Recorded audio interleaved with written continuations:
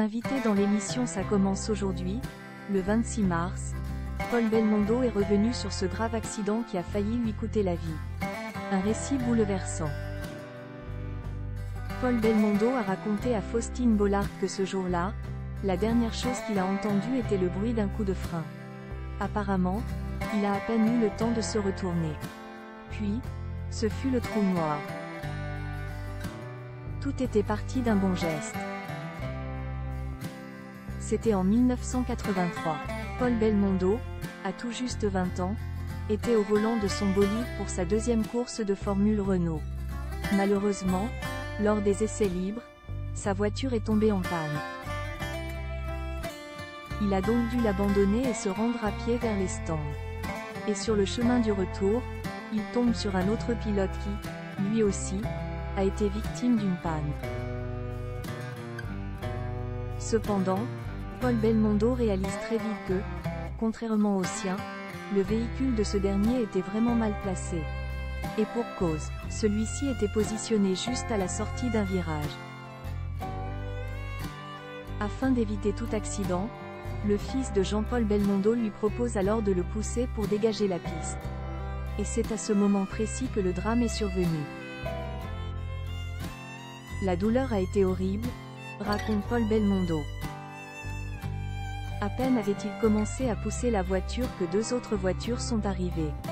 Malheureusement, compte tenu de leur vitesse, approximativement entre 110 et 120 km/h selon Paul Belmondo, le choc a été inévitable.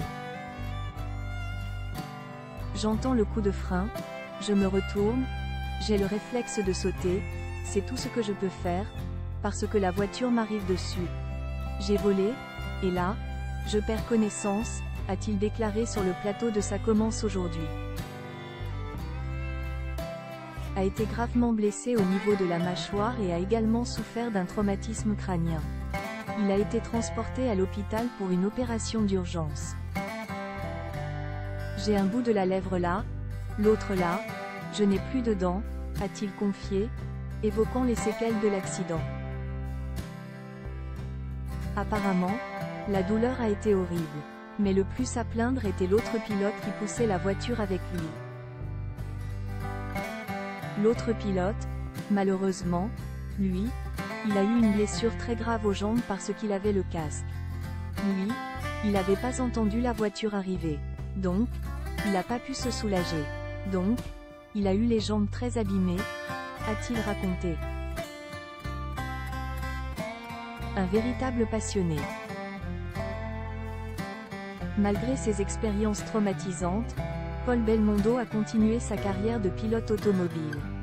Il a notamment participé aux 24 heures du Mans et au Paris-Dakar, une course durant laquelle il a aussi failli y passer. On a fait des tonneaux à cause d'un trou qui n'était pas signalé. Le choc a été très violent. La voiture était démolie, on aurait dit un puzzle, il y avait des morceaux partout. Je m'en suis sorti indemne. J'ai eu beaucoup de chance, s'est-il souvenu. Même après ce terrible accident, la passion de Paul Belmondo pour les courses automobiles ne s'est jamais éteinte. Cependant, ces accidents l'ont marqué et il tente maintenant de mettre en garde ses fils sur les dangers de la vitesse. J'ai 3 garçons, j'essaye de leur dire. Il n'y en a aucun qui fait de la course pour l'instant, mais Victor fait de la moto. Je trouve que c'est une très mauvaise idée. J'en ai fait moi-même. Il se déplace en moto, ce qui est peut-être plus dangereux à la limite, a confié Paul Belmondo.